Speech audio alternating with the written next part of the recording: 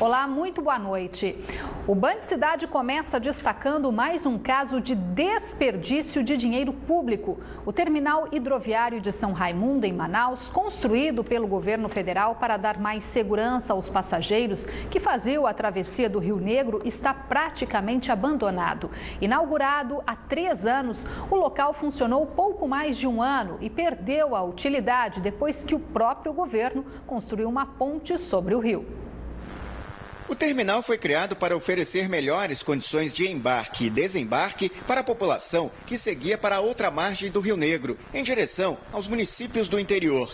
O complexo, que conta com prédio administrativo, bilheterias para a venda de passagens e quiosques para lanchonetes, foi inaugurado em março de 2010. Antes, em clima de festa, o então presidente Lula chegou a vistoriar a obra. Com a construção da ponte sobre o Rio Negro, a operação de travessia do rio por balsa até Iranduba foi desativada. Hoje, parte das embarcações está assim, parada e sem utilidade alguma. E o terminal de passageiros, que custou cerca de 20 milhões de reais aos cofres públicos, está praticamente abandonado. Hoje, apenas vigilantes ocupam o local. A obra é do Departamento Nacional de Infraestrutura de Transportes. Ninguém sabe por que o serviço foi levado adiante, pois a ponte que faz a ligação rodoviária da capital ao interior já estava em construção desde 2007, 3 anos antes de o terminal ser inaugurado.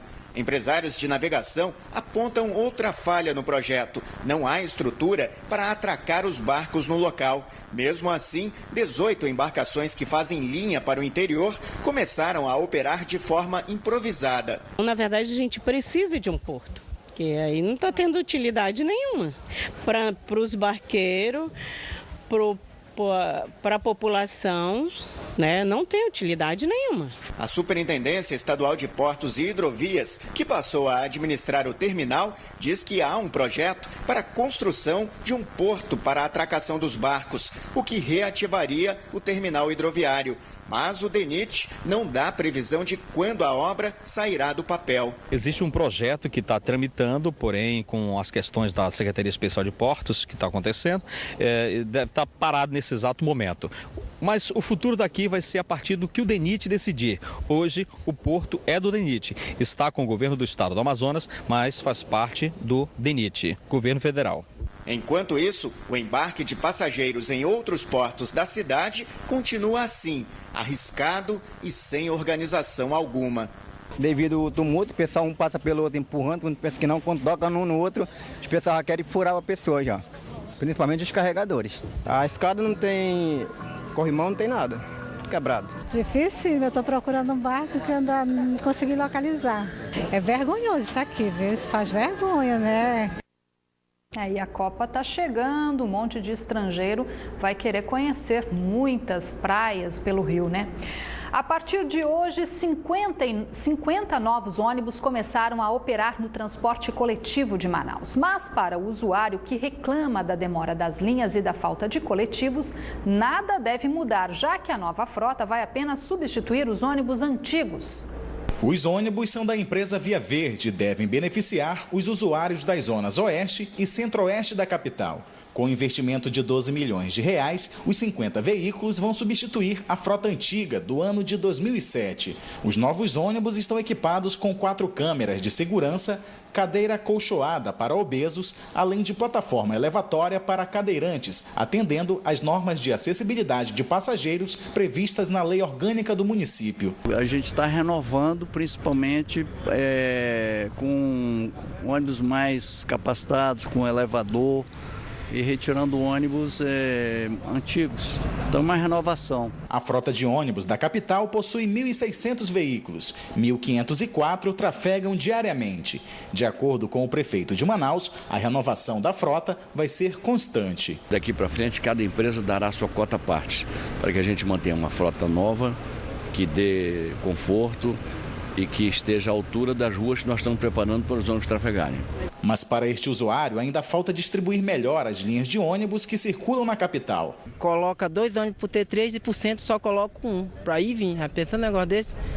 Aí eu sou obrigado a subir aqui para cima no São José Tadeu para poder pegar ônibus para me chegar logo no meu trabalho, senão eu não chego, eu tenho que esperar 1 hora. Ainda de acordo com o prefeito de Manaus, não está prevista a chegada de novos ônibus para integrar o sistema BRS, mas as obras para a implantação dos corredores exclusivos já estariam adiantadas. Estão vindo aí os corredores exclusivos, já tem o da Epaminondas, estão vindo outros corredores. As ruas estão sendo preparadas para aumentar a velocidade média dos ônibus. Novas intervenções viárias estão sendo feitas. Agora nós estamos fazendo o Expresso. As plataformas do Expresso já vamos entregar as primeiras 8 daqui a pouquinho. Um balanço parcial divulgado pelo Conselho Nacional de Justiça revela que o mutirão carcerário que está sendo realizado no Amazonas já liberou mais de 900 presos provisórios. Até ontem, 911 presos provisórios ganharam a liberdade e vão responder os crimes fora da prisão. Com isso, a população carcerária ainda não julgada no estado passou de 78% para 51%, ainda acima da média brasileira, que é de 40%. O mutirão carcerário começou no dia 17 de setembro e segue até o dia 18 de outubro. Até agora, 3.383 processos temporários foram analisados, mas a meta é chegar a 8.000 processos até o fim do mutirão, que também está verificando a qualidade dos serviços de assistência médica, jurídica, psicológica e social oferecidos nas prisões do estado. Durante as inspeções, os representantes do CNJ identificaram problemas principalmente na cadeia pública Raimundo Vidal Pessoa. Pela segunda vez, a recomendação dos juristas foi pela desativação da unidade. Um ano depois, e com o apoio da Polícia da Bahia, a Polícia Civil do Amazonas conseguiu desvendar o desaparecimento de um estudante de 20 anos aqui da capital.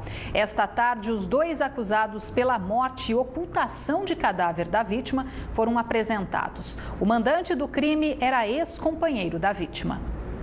Gilson Silva do Carmo, de 27 anos, foi preso na Bahia e André Souza dos Santos, de 19, em Manaus. Os 2 são acusados pela morte do estudante Cláudio Rodrigues de Lima, de 20 anos, que estava desaparecido desde o dia 22 de setembro do ano passado. Gilson e Cláudio se conheceram pela internet e tiveram um relacionamento por 4 meses. Gilson se aproximou do Cláudio, tiveram aí mais ou menos 30 dias se conhecendo, se aproximando.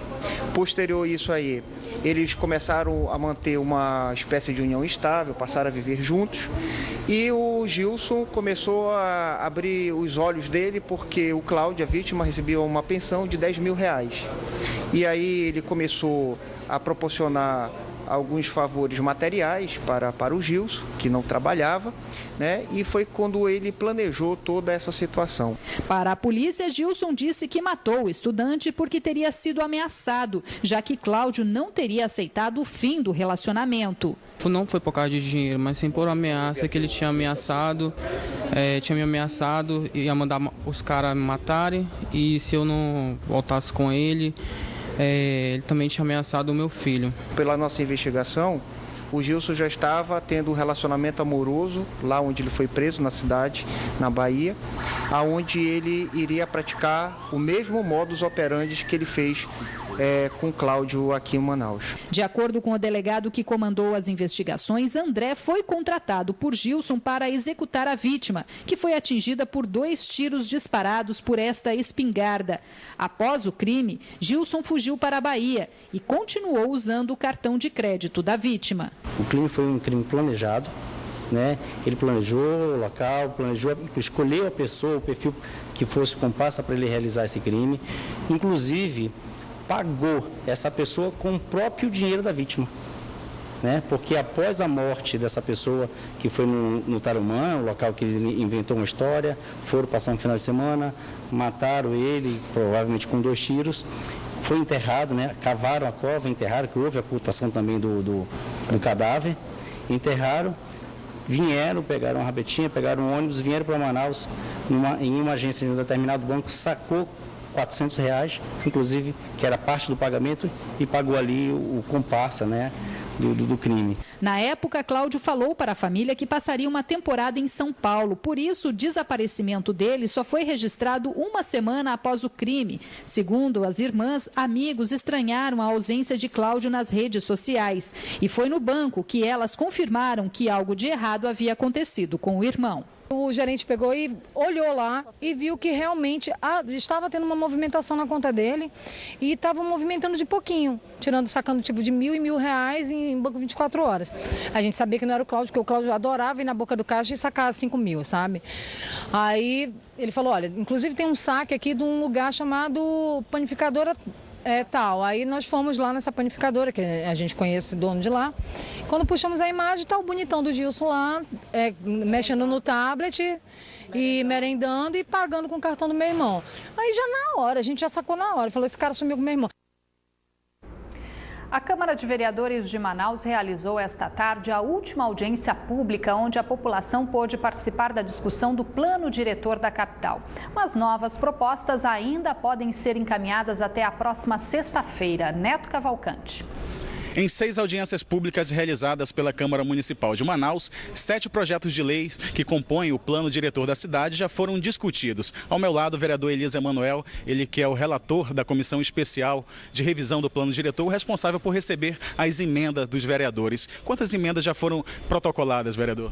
Neto Cavalcante, até agora nós temos 84 emendas apresentadas, cerca de 25 dos vereadores e o restante da sociedade como um todo. Nós tivemos aí ao longo de 22 dias a participação de organizações como a SUFRAMA, a CDLM e agora estamos abrindo um prazo a mais para que a população possa participar. Até sexta-feira, 5 horas da tarde, nós estaremos recebendo aqui na Câmara Municipal de Manaus ainda propostas que possam colaborar para o plano diretor da cidade de Manaus. Hoje é o dia também dos vereadores ficarem informados sobre esse resumo dessas propostas, né, vereador? Na verdade, os vereadores já tomaram conhecimento do teor das propostas e muitos fizeram a defesa de suas teses nessa audiência pública aqui na Câmara Municipal de Manaus. E a partir disso, qual é o próximo passo? A partir disso, no dia 29 de outubro, eu apresento o relatório com todas as emendas que foram encaminhadas